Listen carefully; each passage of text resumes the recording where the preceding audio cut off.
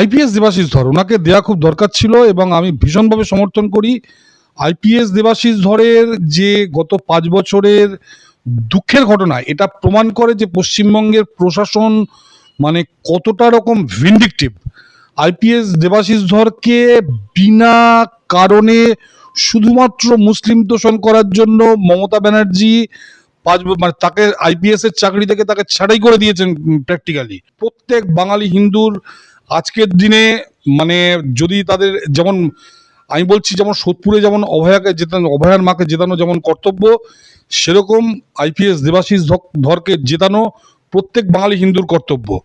এটা কিন্তু নইলে এই ভদ্রলোকের পাশে যদি আমরা না দাঁড়াতে পারি, আমি আবার বলছি, আগামী দিনে কিন্তু কপালে দুঃখ আছে আমাদের। এবার অভিষেক ব্যানার্জি একটা চ্যালেঞ্জ নিন, ক্যানিং, ডায়মন্ড হারবার, ফুরফুরা শরীফ এলাকায় একটা কেন্দ্রে একটা ফলস ভোট দিয়ে দেখান।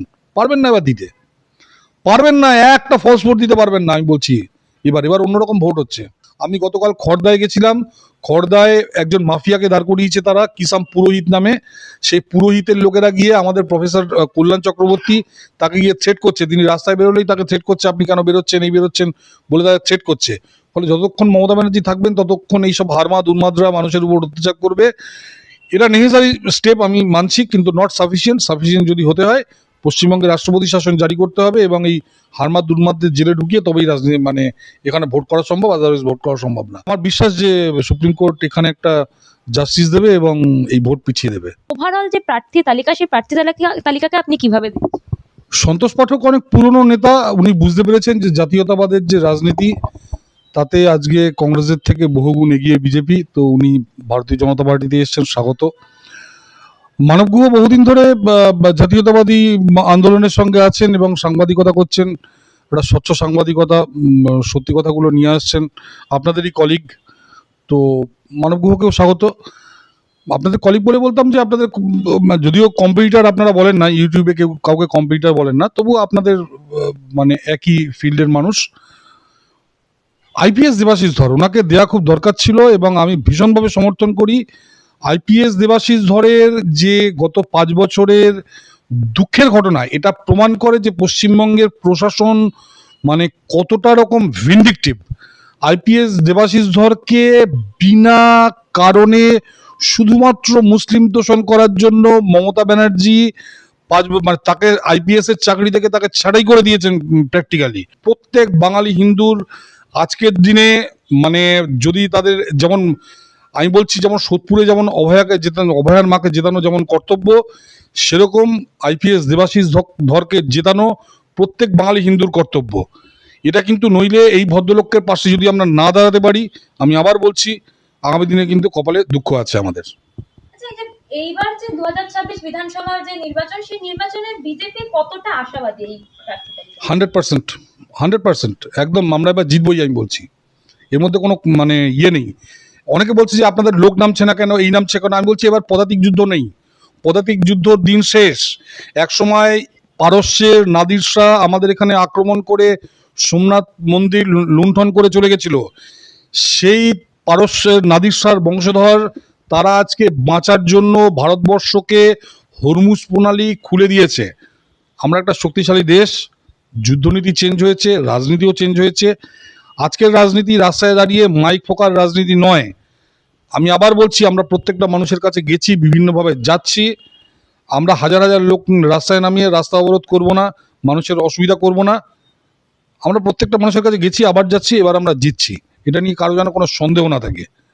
আচ্ছা, যে ভবানীপুর, নন্দীগ্রাম সহ 170টি যে থানা, তাদের ওসি কে অপসারিত করা হলো এবং কমিশন সরালো যে 184টি যে পুলিশ আধিকারিক কে সরানো হয়েছে এবং 83টি জায়গায় বিডিও কে। নির্বাচন কমিশনের এই বড় সড় রদবদল মানে আপনার মতে কি অবাধ বা শান্তিপূর্ণ যে নির্বাচন সেটা নিশ্চিত করার জন্য অত্যন্ত প্রয়োজন? দেখুন, আমি তো কমিশনের মুখপত্র নই, ফলে এই ব্যাপারে আমার পক্ষে কিছু বলা সম্ভব না। তো কমিশন নিশ্চয়ই মনে করেছে এরা অত্যাধিক অনুপ্রাণিত এবং গৃহপালিত, যেমন ওই শান্তনু বসু মল্লিক না কে ছিল, সেই যেরকম ছিল সেরকম আর কি, মানে গৃহপালিত অনুপ্রাণিত, সেই জন্যই রিপোর্ট কোথাও পেয়েছে তাই সরিয়ে দিয়েছে আর কি। প্রয়োজনীয় পদক্ষেপ বলে মনে করছেন এটা? 100% প্রয়োজনীয়। এদের থাকতে নির্বাচন হওয়া সম্ভব না। গতবার এক মুসলিম সিইও ছিল, সে মমতা ব্যানার্জি সব অনুপ্রাণিত বিডিও, অনুপ্রাণিত ওসি, অনুপ্রাণিত ডিএম তাদের দিয়ে ভোট করিয়ে গতবার ভোটই করতে দেয়নি, যে জন্য অভিষেক ব্যানার্জি 10 লাখ ভোটে জিতেছে। আমি আবার বলছি, অভিষেক ব্যানার্জি আপনি এবছর একটা কেন্দ্রে এবছর, গতবার তো 7 লাখ ভোটে জিতেছেন অভিষেক ব্যানার্জি, এবার অভিষেক ব্যানার্জি একটা চ্যালেঞ্জ নিন, ক্যানিং, ডায়মন্ড হারবার, ফুরফুরা শরীফ এলাকায় একটা কেন্দ্রে একটা ফলস ভোট দিয়ে দেখান। পারবেন না এবার দিতে? পারবেন না, একটা ফলস ভোট দিতে পারবেন না। আমি বলছি এবার অন্যরকম ভোট হচ্ছে। আচ্ছা, যে আপনার কি মনে হয় নির্বাচন কমিশন এখনো অব্দি যা যা পদক্ষেপ নিচ্ছেন তাতে মানে এবার বাংলায় কি অন্য ধরনের ভোট হবে, মানে তৃণমূলের কি খেলা শেষ? অন্য ধরনের ভোট হবে, but it is necessary but not sufficient. এখানে যদি 100% যদি মানে নির্বাচন শান্তিপূর্ণ করতে হয়, পশ্চিমবঙ্গে রাষ্ট্রপতি শাসন জারি করতে হবে। মমতা ব্যানার্জিকে চেয়ারে রেখে রাষ্ট্রপতি শাসন সম্ভব না। আমি গতকাল খড়দায় গেছিলাম, খড়দায় একজন মাফিয়াকে দাঁড় করিয়েছে তারা, কিসাম পুরোহিত নামে। সেই পুরোহিতের লোকেরা গিয়ে আমাদের প্রফেসর কল্যাণ চক্রবর্তী, তাকে গিয়ে থ্রেট করছে। তিনি রাস্তায় বেরোলেই তাকে থ্রেট করছে, আপনি কেন বেরোচ্ছেন, এই বেরোচ্ছেন বলে তাকে থ্রেট করছে। ফলে যতক্ষণ মমতা ব্যানার্জি থাকবেন ততক্ষণ এইসব হারমাদ উন্মাদরা মানুষের উপর অত্যাচার করবে। এটা নেসেসারি স্টেপ, আমি মানছি, কিন্তু নট সাফিসিয়েন্ট। সাফিসিয়েন্ট যদি হতে হয়, পশ্চিমবঙ্গে রাষ্ট্রপতি শাসন জারি করতে হবে এবং এই হারমাদ দুর্মাদদের জেলে ঢুকিয়ে তবেই রাজনীতি মানে এখানে ভোট করা সম্ভব, আদারওয়াইজ ভোট করা সম্ভব না। মানে 100% ইয়ে করা সম্ভব না, 90% সম্ভব। তবে একটা কথা বলছি, 90% সাফিসিয়েন্ট, আমরা তাতেই জিতবো। আচ্ছা, আপনি এই যে রাষ্ট্রপতি শাসনের কথা বললেন সেই পরিপ্রেক্ষিতে বলছেন মুখ্যমন্ত্রী কিছুদিন আগে বলেছেন যে এখানে নাকি অলিখিতভাবে রাষ্ট্রপতি শাসন চলছে, কিন্তু তিনি আবার এটাও বলেছেন যে রাষ্ট্রপতি শাসন করালেও আমি একাই 100। কি বলবেন? ওনার প্রথম কথাটাও মিথ্যা, পরের কথাটাও মিথ্যা। গত 5 থেকে 10 বছর উনি মিথ্যা কথা ছাড়া কোনো সত্যি কথাই বলেননি। আপনি 5 বছর আগে দেখেছেন ওনার নাকি ঠ্যাং ভেঙে গেছিল, যেই ভোট শেষ হয়ে গেছে উনি পায়ের ওই প্লাস্টারটা কেটে উনি বেরিয়ে পড়েছেন। পুরো ঠ্যাং কাটার ইয়েটা ওনাকে কেউ বিশ্বাস করে না। ওনার যারা নিজের লোকেরা আছে, আপনি আমাকে জিজ্ঞেস করতে হবে না, যে কোনো তৃণমূলের লোককে জিজ্ঞেস করুন, সে প্রথমে ক্যামেরার সামনে বলবে হ্যাঁ উনি ঠিক বলেছেন, ক্যামেরা সরিয়ে নিন, বলবে না না দিদি তো ওরকম ভুল মানেনি, ও দিদি কথা ছেড়ে দিন। উনি বারবার একটা অভিযোগ করছেন যে বলছেন ইভিএম হ্যাকের কথা বলছেন, আর উনি কি সত্যি সত্যি ভয় পেয়েছেন? আচ্ছা, ইভিএম যদি আমরা হ্যাক করতাম তাহলে আমরা কেরালায় জিততাম। ইভিএম যদি আমরা হ্যাক করতাম তাহলে আমরা কর্ণাটকে জিততাম। ইভিএম হ্যাক করলে আমরা তেলেঙ্গানায় জিতলাম। ইভিএম হ্যাক করলে আমরা তামিলনাড়ুতে জিততাম। তো ইভিএম হ্যাক, গতবার আমরা মহারাষ্ট্রে এর আগের বার হেরে গেছিলাম, এবার আমরা জিতলাম, তো আমরা তাহলে মহারাষ্ট্রে জিততাম। তা আমরা যদি ইভিএম যদি হ্যাকই করতে হয়, দিল্লিতে তো আমরা টাইটাই জিতেছি। তো ইভিএম হ্যাক করলে তো আমরা সব জায়গায় সবকটা সিট নিয়ে বেরিয়ে যাবো। এইসব কথা আমি বলছি না, উনি মিথ্যা কথা বলেন। ওনার পার্টি কর্মীদের আপনি এই বুম নিয়ে গিয়ে জিজ্ঞেস করুন যে উনি কি বলেছেন, আপনার সামনে বলবে না না দিদি ঠিক বলেছে। আপনি বুমটা সরিয়ে নেবেন, বলবে না দিদি ওরকম একটু গুলটুল মারেন, ও দিদি কথা ছেড়ে দিন আপনি।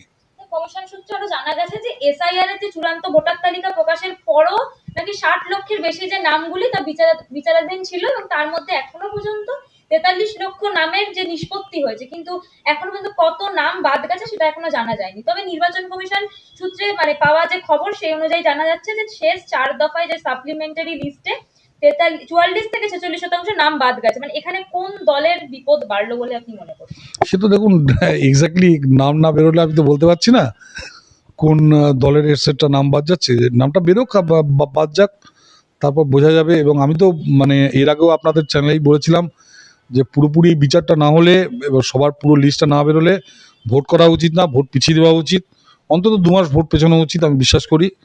এবং এভাবে মানে আমি বলছি মানে এই আধাদের লিস্ট নিয়ে ভোট করা উচিত না, এটুকু বলতে পারি। লাভ লোকসান দেখা যাবে, যে যারা জেনুইন ভোটার তারা ভোট দেবে, বাকিরা ভোট দেবে না।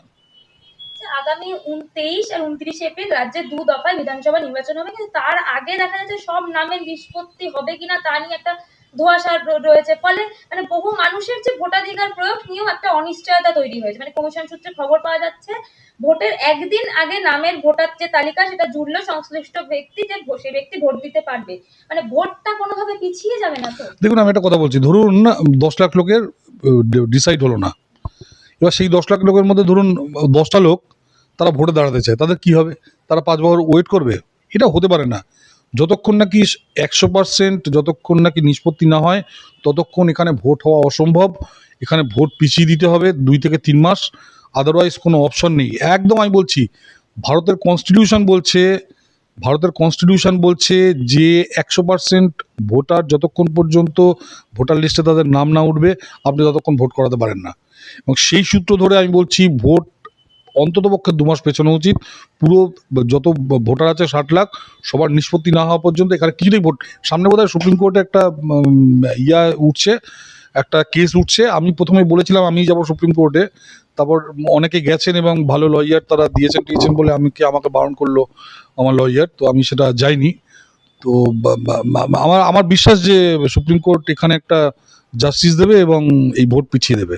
আচ্ছা, একদম শেষ প্রশ্নে আসি, সেটা হচ্ছে বন্ধ করা হোক মমতার প্রচার। কমিশনের দিল্লির যে অফিসে গিয়ে দাবি বিজেপি, মানে কেন্দ্রীয় শিক্ষা প্রতিমন্ত্রী তথা বালুরঘাটের সাংসদ সুকান্ত মজুমদার বলেন, আমি শুধু একটা ঘটনা উল্লেখ করছি যে ভারতের একটি বিরলতম ঘটনা, মানে একজন সিটিং চিফ মিনিস্টার বলছেন যে তারা বিজেপিকে ভোট দেবেন, ভোটের পর তাদের বাইরে প্ল্যাকার্ড লাগাতে হবে যে তিনি বিজেপি করেন না। মানে কি বলবেন এই বিষয়টা?